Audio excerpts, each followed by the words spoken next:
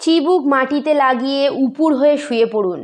দুহাত সোজা করে পেট ও উরুর নিচে পাশাপাশি এমনভাবে রাখুন যেন হাতের তালু দুটি মাটির ওপর পাতা থাকে। হাতের তালুর ওপর চাপ দিয়ে পা দুটিকে জোড়া অবস্থায় আস্তে আস্তে সোজা করে ওপরের দিকে যতটা সম্ভব তুলুন। পা দুটি যেন হাঁটুর কাছে বেঁকে না যায়।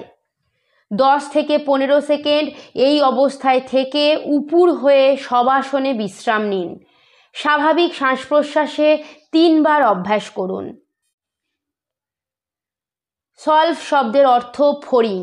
এই আসনে পায়ের অবস্থান ফড়িংয়ের পুচ্ছের মতো দৃশ্যমান হয় বলে একে শলভাসন বলা হয়। শলভাসন কোমরের ও মেরুদণ্ডের ব্যথা দূর করে। গেঁটে বাত, স্পন্ডেলাইটিস রোগের উপশম হয়।